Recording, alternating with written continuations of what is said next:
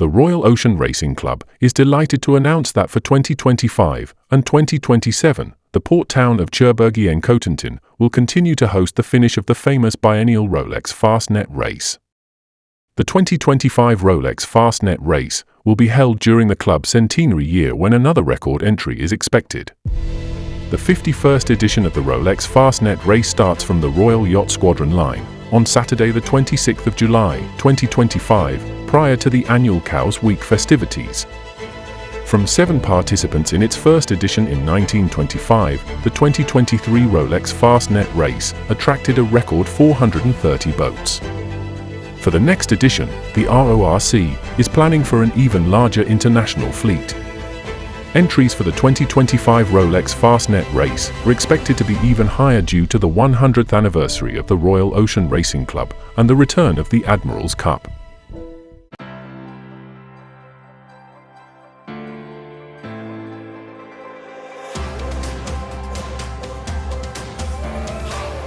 This is the weekly Global Sailing Highlights Show, The World on Water, September 13, 2024. With the end of the round robins, the Luna Rossa Prada Pirelli team can now focus on the next step, the Challenger Selection Series Semifinals. Keep watching The World on Water for exclusive coverage. Yeah. We know that with attack, boys.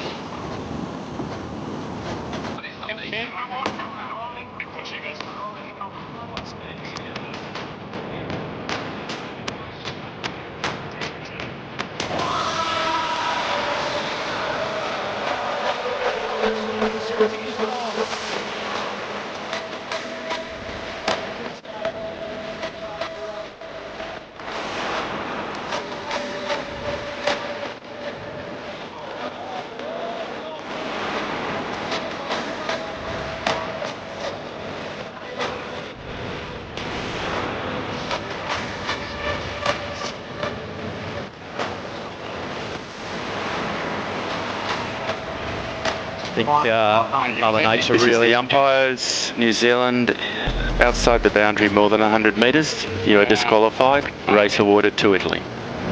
You're going to turn right in, so go away from that line. Yep.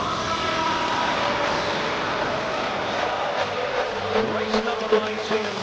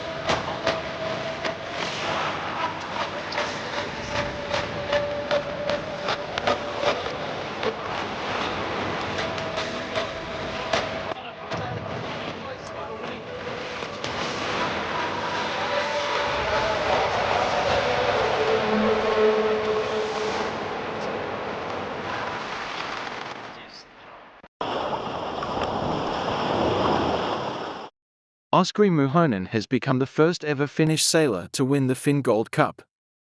He has dominated this week in Aarhus in light and strong winds and shown great speed and tactics to become the undisputed Finn World Champion for 2024. Hungary's Doma Nemeth had his chances but in the end finished second, only beating Muhonen in one race. But as the leading U23 sailor here, he takes home the Finn Silver Cup, a title he has twice won and which Muhonen has won 3 times. Third place was a real battle, with Italy's Alessandro Marega winning by 1 point over France's Valerian Lebrun.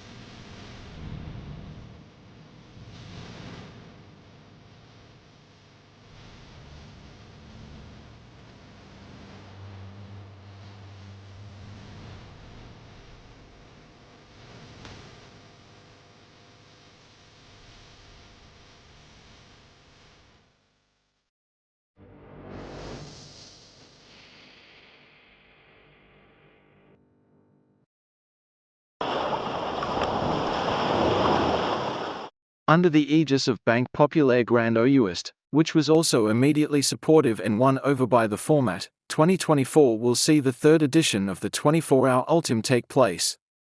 Also supported by local authorities, Lorient Agglomeration, La Plage, the Morbihan Department and the Brittany region, this event is now set to become a permanent fixture in the annual calendar of the Ultime 32 23rds class departing from and arriving at the port of Lorient. On vient tout juste de franchir la ligne d'arrivée avec le trimaran SDR Lazartigue. 24 heures ultimes bien intenses. On a plutôt fait les bons bords et eu une super vitesse sur le début de la course, donc ça c'était top. Et puis au petit matin, en revenant en portant, on s'est un peu fait piéger. On est un peu déçus, mais après arrêter en tête toute la course, on s'est fait grappiller 2 places sur la fin. Par contre, on a des super sensations sur le bateau. C'est quand même assez rare de se retrouver à régater avec une machine aussi exceptionnelle que le trimaran SDR Lazartigue avec si peu d'entraînement. Et les sensations à bord du trimaran SDR Lazartigue sont quand même sensationnelles. Ce matin, on est revenu avec un board reaching à 45 nœuds, le bateau qui vole sur la mer toute plate. C'est des sensations vraiment incroyables et je me sens bien chanceuse d'être là.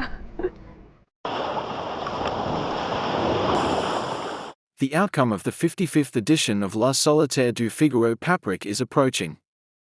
While the name of the person who will write his name will be known in a few hours, it is still impossible at this stage to lend himself to the odds of the gap as the deviations are so small. At the 3 p.m. singing, Lois Beraha, skipper Massif 2022, was in the lead, 0.7 thousand ahead of Barcel Borgnon, Edenred, and Gaston Morvan, Region Brittany, CMB Performance. The leader in the provisional general classification, Tom Dolan, was 7th, 6.8 miles from the leader. À se faire du mal et à voir les petits copains revenir et on peut malheureusement rien faire. Mais c'est la loi du jeu.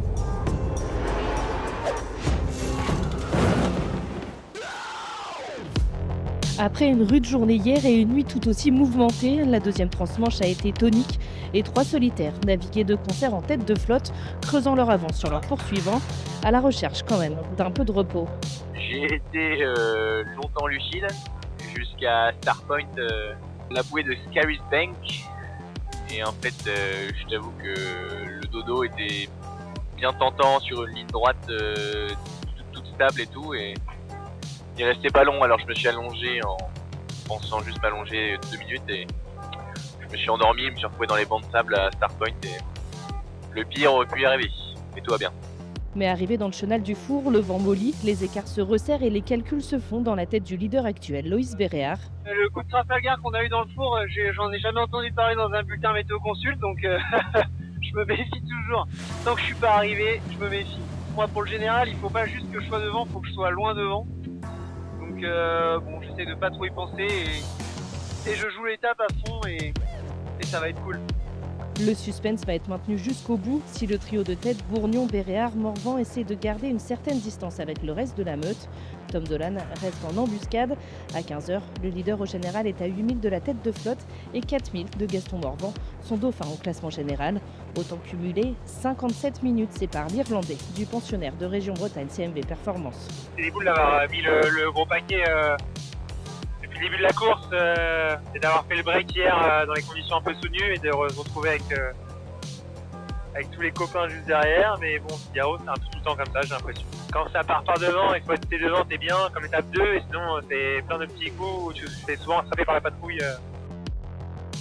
La course de vitesse reprend sur ses derniers bords dans un vent portant. Et bah écoute, avec la marée qui va s'inverser, ça va peut-être resserrer la flotte. Donc il faut que je reste quand même à portée de fusil si je veux pouvoir m'accrocher au podium final. Le dénouement final de cette 55e édition de la solitaire du Figaro-Paprec est proche. Les premiers sont attendus demain entre 3 et 4 heures du matin à la Turballe.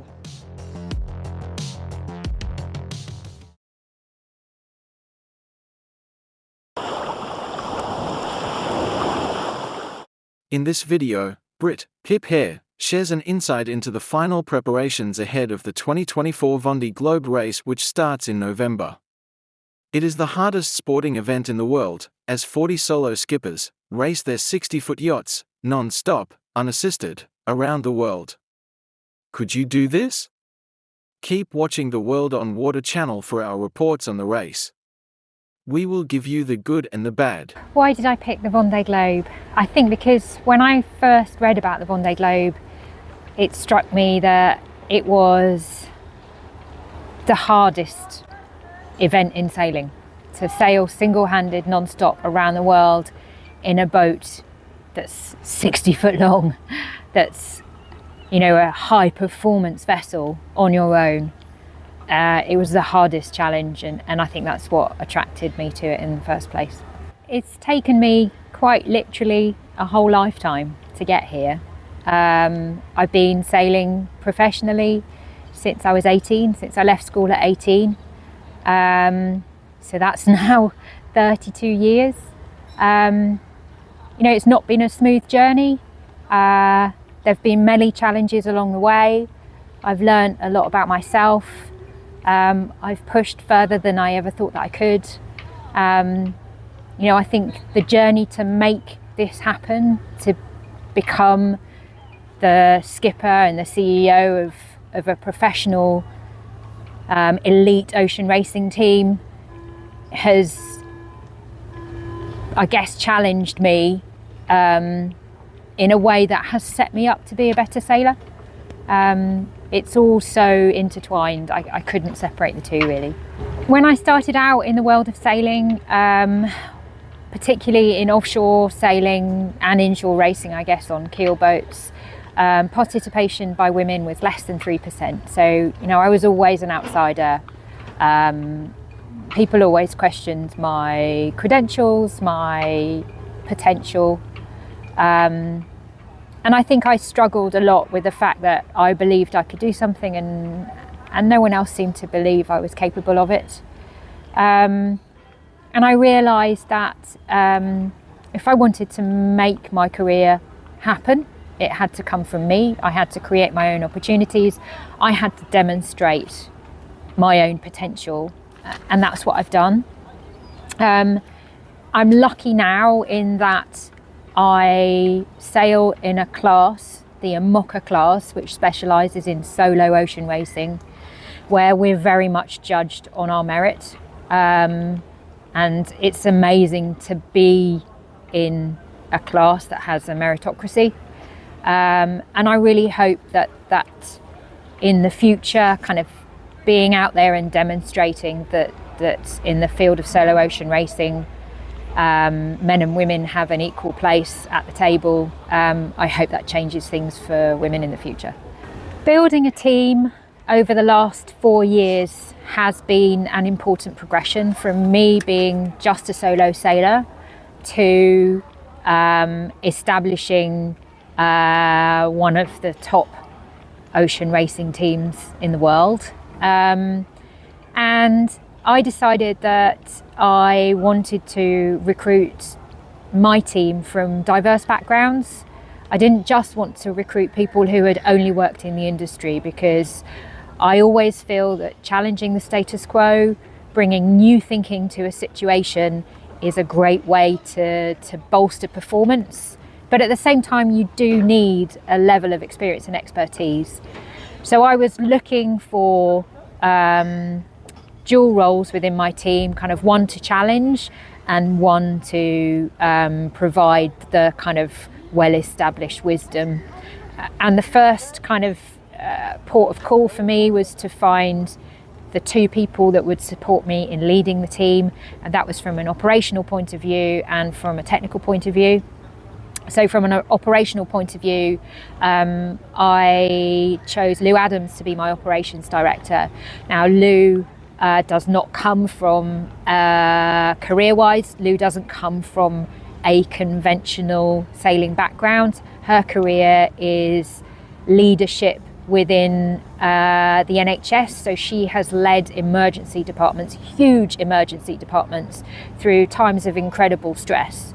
So her ability to problem solve, her ability to deal with ever-changing situations, is inherent, but also, she's not afraid to challenge or question ways of doing things. And then from a technical perspective, that's where I really needed that huge level of depth and experience. And then I chose Joff Brown as our technical director. Joff had already worked with me on the 2020 Vendée Globe campaign. We're now coming into his 6th cycle of preparing boats for the Vendée Globe race. That is a huge experience and history, and definitely having him on board to make sure the boat is as good as it should be to go around the world gives me a huge level of confidence. And then kind of the wider team, we went with that global strategy of kind of looking outside the industry. We use experienced subcontractors for kind of topical work when we need it. We look to recruit some entry-level positions 3 years ago for young people who are new into the industry, and then bring them with us through the journey, and we've seen our team kind of develop their skill level and experience. And then we've brought in people from outside the industry to work with us as well, because you can never have enough kind of fresh takes and fresh opinions on how to make things better, how to look at things in a different way. Our journey from finishing the 2020 race to about to start the 2024 race has been an incredibly steep learning curve. We've gone from a fledgling team, our first event in 2022, our first racing event, some of our team, the majority of our team, had never even seen a race start before, let alone prepared a boat for one. So we've gone from kind of this fresh team learning just how to exist to solid top 10 performances in the most competitive IMOCA fleet in history. And I think we've managed to make that transition in 3 years, which is an incredibly fast time. And it's because we have set some really hard objectives. We have not been afraid to be agile in our approach, to pivot quickly, to change our direction if something isn't working. And also I would like to think that we do listen to the diverse opinions from the team. And I would always encourage anybody when building a team to make sure that it is diverse enough to encourage lots of different kinds of thinking and creativity, because that really helps you make rapid improvements. Our strapline is doing it differently, because we do, and we are. It just describes this team very well. I guess from the absolute basics of what you see, we are the only female-led team in class IMOCA, and we're one of the very few female-led professional sports teams. And by female led, I mean that I am the CEO of the team and I'm also the skipper, so I'm the face of the team, but our operations director, from a business perspective, Lou Adams, is also female, and there aren't many where you have the CEO and the operations director as women. So kind of from the outset, we are different in that way. But I think we're also different because I haven't followed the exact same model as everybody else in delivering my campaign. I think quite hard about how we're going to resource things. I'm very keen on doing as much as we can in-house, both to save money but also to build our own skill set. We work with our partners in a very close way, both our sponsorship agreements and our technical partners. For example, we're sitting here now in Poole Harbour, and we have a partnership with Poole Harbour Commissioners, and that kind of works for both of us, and we're always checking in with our partners and making sure that they feel like they're part of the team and they're getting a good return. So I think it's just a way of thinking. Doing it differently is a way of thinking. It's not just blindly following the path of others because that's the way you've been told to do it. It's not being afraid to challenge, accepting good wisdom and following when it's the right thing to do, but when it's not the right thing to do, it's not being afraid to do something else. Within this team, I am both the CEO and the skipper, and what that means from a practical perspective is that I'm responsible for running the business, and that includes raising the funds to race. It includes ultimate responsibility for all of our employees, for all of our contracts with sponsors, and then also the sporting side of things is resting on my shoulders as well. And people who are investing in the team are expecting a result, which means that I need to be able to perform at an international class level in the races that we've entered. And it's a difficult path to tread. I'm constantly being torn between the two roles because in reality they both should be full-time roles. But that's not the path that's been available to me. Through my career, I have had to set up, create, manage my own teams in order to get the opportunity to be the skipper. And so that's the way I made it work, and so I embrace it. Of course, I would love to be a full-time skipper. I would love it because I think I would be more rested. I would be more focused. I'd definitely be better, but that's not what's available to me at the moment. The way I manage it is to be very clear about who I am in any given stage. So when I am offshore, I am the skipper. I am totally on the boat. I am totally focused. That is my job. That is where my energy goes. When I'm in an office day, then I am the CEO of the business. Sometimes it's not easy. There are days when the lines are blurred and then the workload can become difficult. But you just manage hour by hour, day by day. But on the whole, look at where we are, look at what we've achieved, look at what we have. I am very privileged to be in this position and really happy. You can't help but look back at the 2020 race and use that, that's the only point of reference that I have as to how the 2024 race will unfold. However, I am also very aware that the 2024 race is going to be completely different. The only thing that's going to be the same is the course. I'm sailing around the world. But this time around, there are 40 boats on the start line. The competition is so tight. Over the last 4 years, we have seen, and I personally have experienced, finishes that are divided by seconds. And we know after a whole Atlantic of racing, boats are still neck and neck. Small mistakes cost you. So I think the intensity and the pressure of racing is going to be different. This boat is a lot faster. It's a lot more aggressive to sail.